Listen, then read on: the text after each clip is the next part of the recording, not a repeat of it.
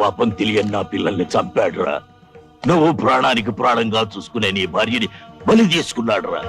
నిన్ను పెంచి పెద్ద చేసి రుణం తీర్చుకున్న నీ తల్లిని నెత్తుటి మడుగుల్లో దొల్లించిన కసాయివాడు రావాడు. ఇదంతా ఎలా మర్చిపోయావురా?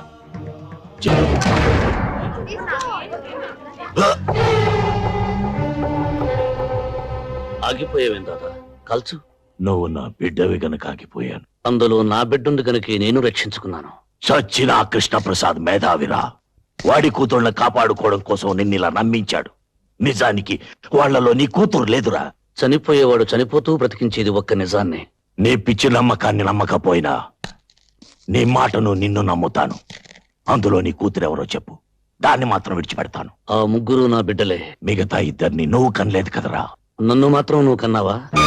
కనకపోయినా కన్న తండ్రి కంటే ఎక్కువగా ప్రేమించాను, పెంచానురా. ఆ ప్రేమని నేను పంచుతున్నాను. వాళ్ళ కోసమే జీవిస్తున్నాను. దాదా, వాళ్ళకు అపకారం తలపెడితే ఈసారి నువ్వు తండ్రివని కూడా మర్చిపోతాను. మర్యాదగా ఇక్కడి నుంచి వెళ్ళిపో. వెళ్ళకపోతే చంపేస్తావా? ఒరేయ్, వాడు ఏ పాపం తెలియని నా పిల్లల్ని చంపాడురా. నువ్వు ప్రాణానికి ప్రాణంగా చూసుకునే నీ భార్యని బలి తీసుకున్నాడురా. నిన్ను పెంచి పెద్ద చేసి రుణం తీర్చుకున్న నీ తల్లిని నెత్తుటి మడుగుల్లో దొల్లించిన కసాయివాడు రావాడు. ఇదంతా ఎలా మర్చిపోయావురా? జైల్లో మెతుకు మెతుకు తిని మనం బ్రతికింది వాడి కుటుంబాన్ని అంతం చేయడానికేరా. మనిషి పశువు కంటే గొప్పవాడేది ఒక ధర్మాన్ని ఆచరించడం వల్లనే. అది ఆచరించినప్పుడు మనిషికి పశువుకి తేడా లేదు. పశువుని పశువులా బ్రతకమని నిత్యం చెప్పక్కర్లేదు, కానీ మనిషిని మనిషిలా బ్రతకమని అనుక్షణం చెప్పవలసి వస్తుంది. ఇంత మంచివాడి అయిపోయావేనా? ఈ ప్రపంచంలో మరణం లేనిది మంచితనానికి తెలుసుకున్నాను కనుక దాదా, పగ ప్రతీకారం మర్చిపోయి నువ్వు మనిషిలా బ్రతకడం నేర్చుకో. నేను బ్రతికేదే ప్రతీకారం కోసం. నా పగ చల్లారే వరకు నాకు ఆకలి లేదు, నిద్ర లేదు. నేను బ్రతికుండగా నీ పగ తీరదు. అంటే నీకు నాకు మధ్య ప్రతీకారానికి మమకారానికి యుద్ధం జరగబోతుందా? ప్రతీకారం మనుషుల్ని చంపుతుంది, మమకారం మనిషిని మహాత్ముని చేస్తుంది. నువ్వు ప్రాణం తీసి యమధర్మరాజు అవుతావు, జీవం పోసి బ్రహ్మదేవుడు అవుతావు. నువ్వే తెలుసుకో దాదా.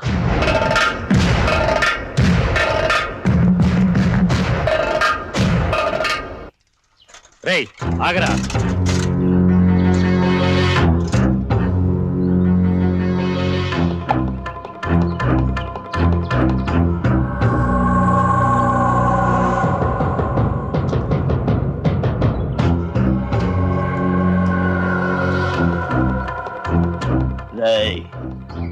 మర్యాదగా వెళ్ళి ఆ కృష్ణప్రసాద్ గారి ఇంట్లో ఇచ్చిరా. విషయం లీక్ అయిందో ఈ విషయాన్ని నీ గొంతులో గుచ్చుతా. వస్తానా లేకండి అయ్యా, తెల్లారి చాలాసేపు అయింది.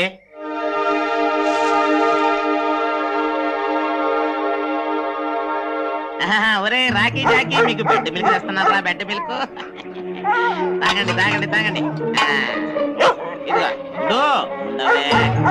ఇదిగో బెడ్ మిల్క్, బెడ్ మిల్క్ తాగు. నువ్వు తాగమ్మా, నువ్వు తాగు. తాగి తెల్లారులు నా చెవులు తూటుకురు గాని తాగండి. నన్ను తాగండి. జీతాలు తీసుకునే వాళ్ళేమో దున్నపోతుల్లాగా పడుకున్నారు. కంటి మీద కుణుకు లేకుండా కాపలాగా నిన్నేమో వాళ్ళు ఇంకా ఖైదీగానే చూస్తున్నారు. ఖైదీనే, నేనే కాదు, ప్రతి మనిషి ఖైదీనే. తల్లి కడుపులో 9 నెలలు ఖైదీ, పుట్టాక తల్లి ఒడిలో ఖైదీ, పెరిగాక ప్రేయసి గుండెలో ఖైదీ, పెళ్ళయ్యాక భార్యకి జీవిత ఖైదీ, చనిపోయాక కాలి బొటన వేలకు సంకెళ్ళు వేసుకుని ఖైదీగానే స్వర్గం అనే సబ్ జైలుకు, నరకం అనే సెంట్రల్ జైలుకు బదిలీ అయిపోతాడు. అందుకని నేను ఖైదీని. అయ్యి బాబోయ్, ఎంత గొప్పగా చెప్పారు. అయితే నేను ఇప్పటి నుంచి నన్ను రాజు అని పిలవను, ఖైదీ గారు అని పిలుస్తాను. ఇక్కడే ఉండు, ఏడేడి కాపాడుతాను. ఇదిగో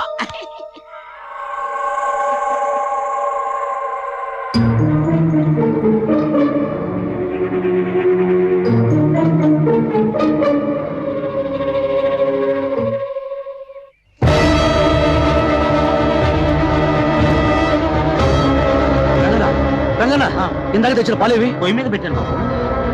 ఏమ్మా, ఆ పాలు తాగద్దు, అందులో విషయం కలిపారు. ఓహో, ఇలా నాటకవాడి సింపతి కొట్టేయాలని చూస్తున్నావా? కాదమ్మా, నిజంగానే విషయం కలిపారు. ఆ పాలు కుక్క తాగొచ్చాను. కుక్క తాగడం ఏంటి? నేను తాగుతాను. వద్దమ్మా, నా మాట విను. వద్దు వద్దు.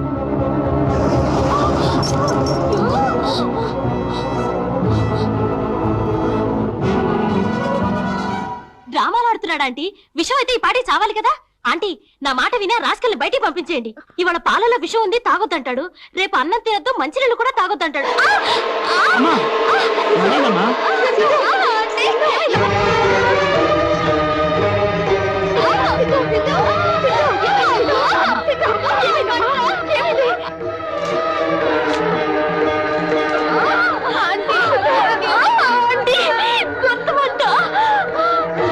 అమ్మా, పాపకు నోరు తెరవండి, నోరు తెరవండి.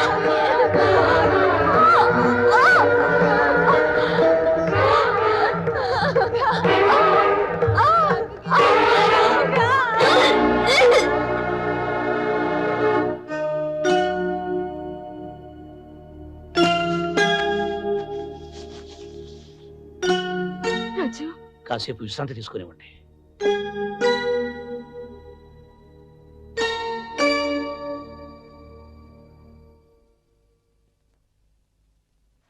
నీ కడుపులో బాధ నాతో చెప్పుకున్నావు కాబట్టి నాకు అర్థమైంది. పాపం ఆ పిల్లలకి ఎలా తెలుస్తుంది?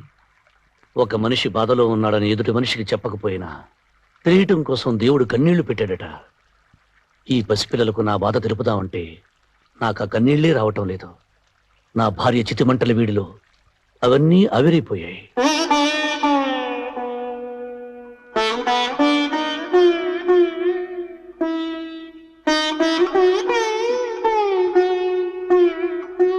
చూడండమ్మా, ఇంటికి మీకు చెప్పకూడదనుకున్నాను, కానీ రాజును మీరు విపరీతంగా ద్వేషిస్తుంటే చూసి ఆగలేక చెప్తున్నాను.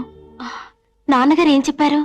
మీ ముగ్గురులో ఇద్దరే మీ నాన్నగారి కూతుర్లట.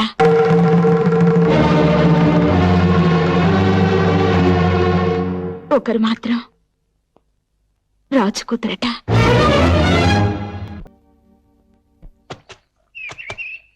ఏంటి రాజు ఇది? ఉతికిందే ఉతుక్కుంటూ ఉన్నొక్క సొక్కతో ఎంతకాలం తిప్పలబడతావు? ఇదిగో అయ్యగారి బట్టలు తెచ్చాను, తీసుకో.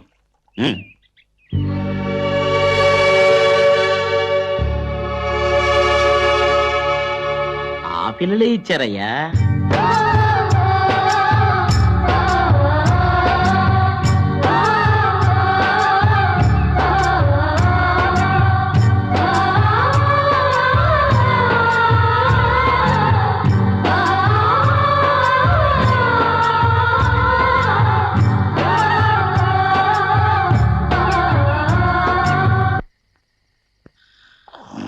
రాజు, డ్యూటీలోనే ఉన్నా. అవునా?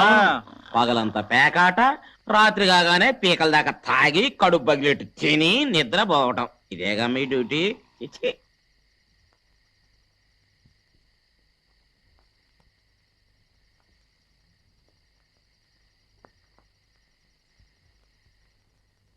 ఇక్కడున్నావా రాజు?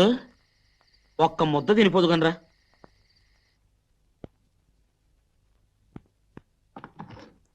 ఇక్కడే కూర్చోవచ్చు.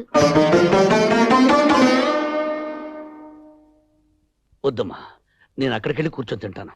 నాన్నగారి బట్టలు ఇచ్చింది నాన్నగారి సీట్లో కూర్చోడానికి.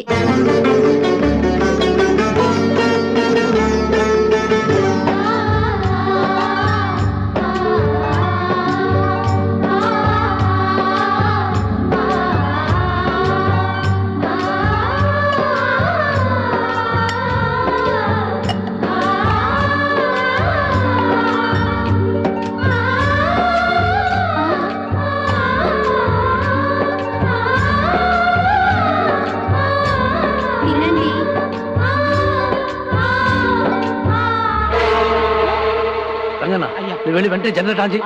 ఏమండి, పిల్లలు జాగ్రత్త.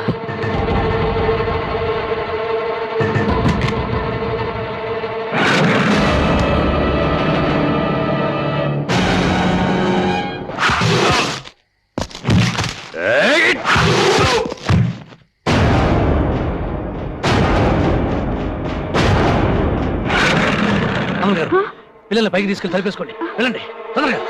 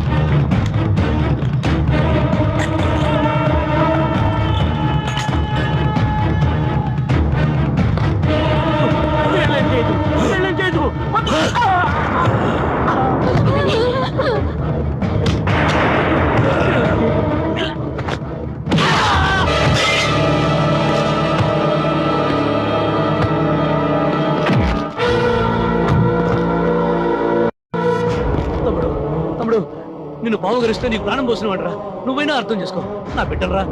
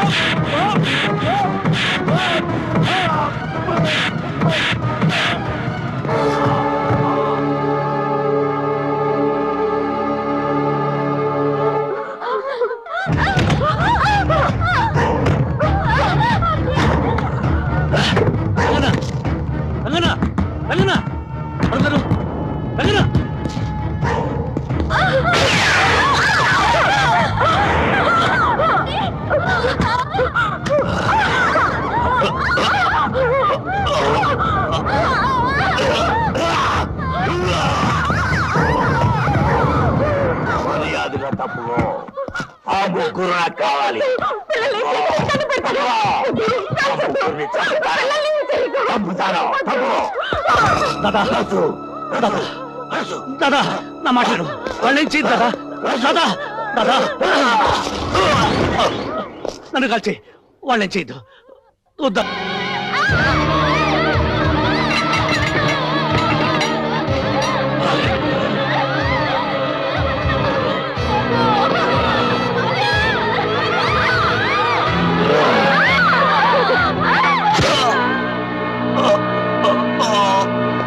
దాదా దాదా దాదా దాదా దాదా నన్ను క్షమించు దాదా దాదా దాదా దాదా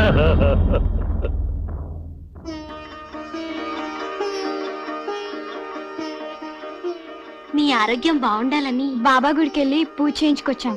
ఇదిగో విభూది ప్రసాదం. రాజు, నువ్వు చాలా అదృష్టవంతుడి. ఈ ముగ్గురులో నీ కూతురెవరో ఆధారం దొరికింది.